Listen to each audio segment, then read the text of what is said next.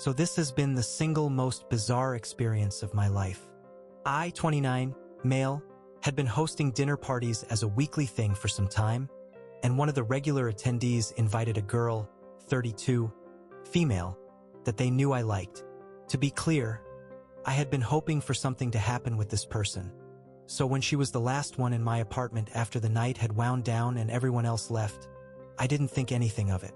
The thing is, I don't drink hardly ever save for culinary stuff, and for some stupid reason I consumed like 2 bottles of wine that night.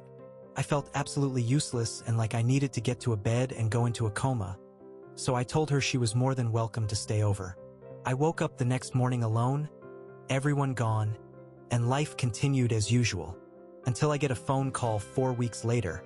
She's pregnant, apparently mine, and basically tries to pass it off like, "Oh yeah, don't you remember we totally had sex that night?" And I was just completely flabbergasted. I know for 1000% certain I was not conscious if this happened. And the part that fucks with me the most is that I wanted it, just not like that, I guess. Someone had sex with my body and stole my DNA.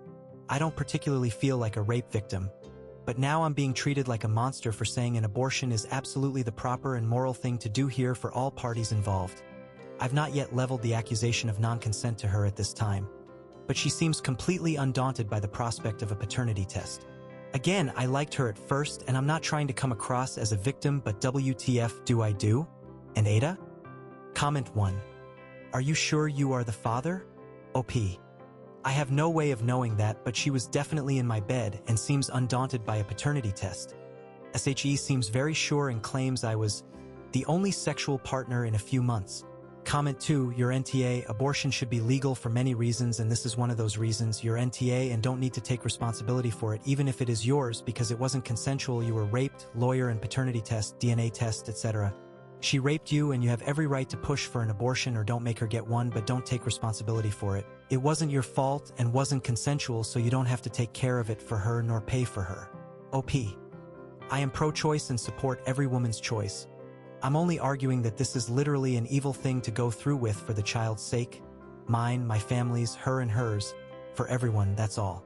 I'm not saying you have to do this and have no bodily autonomy because you took mine and being met with, "How could you?" Like I'm the asshole for saying this should not happen. Comment 3, NTA. All you can do is tell you're not ready to be a father.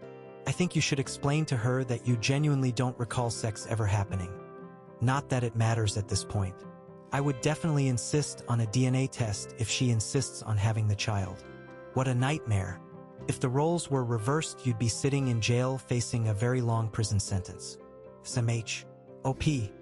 That's the exact approach I took before talking about terminating it instead of accusing. Comment 4, OP, you were 100% raped. Report her to the police. Even if they decline to press charges, the report will be on file when she goes after you for child support. Talk to your friends from the party and ask if they remember you drinking a lot. Document it. Doing someone a favor BC you like them and would like to date them in the future is not an excuse for rape. And get an STD test. OP. I did take tests at the doctor a few days ago. My understanding is that this girl isn't known to be promiscuous at all. It's so weird. Surely someone wouldn't go after our money in such a crazy roundabout fashion? That's just a lot. And too disheartening. Comment 5. Because it could damage your case or be with malicious intent. It's better to wait till you've spoken to your lawyer and let them guide you forward. There's really only 2 things that could have happened, and you know it too. Either she's tricking you or she took advantage of you while you were unconscious. Both are bad enough reasons to step back. Nothing could improve by meeting her in person. Just tell her you only wish further conversation is through text so you have her words in writing. OP, yeah, you all make good points, mainly that I have to only think pragmatically now. Comment 6. OP doesn't even know if he initiated the sex or not if he blacked out, nor if she was also technically heavily inebriated, and went along with it because he asked her to and she consented. Terrible all around. Don't get wasted. NTA, since you have every right to request the abortion, even if you have no power over the decision, it tells her she'll be a single mom if she goes through with it. OP, no, I went to bed. I laid down and purposefully went into a coma after saying she could stay in the spare room and leaving comforters out for her. But the reasons being pointed out for why contacting police will be fruitless are absolutely correct. I literally have no case. Not to mention I would be laughed at, which is the reason I myself am not even calling it assault. Update. So, after back and forth that included her calling me a monster for my prerogative, I was apparently the only sexual partner within a few months. I met with my lawyer and he took everything extremely seriously and offered solid advice. I explained to her that this course of action would result in social harm for her with the subsequent public disclosure of information. I have only told people very, very close to me so I could reserve that.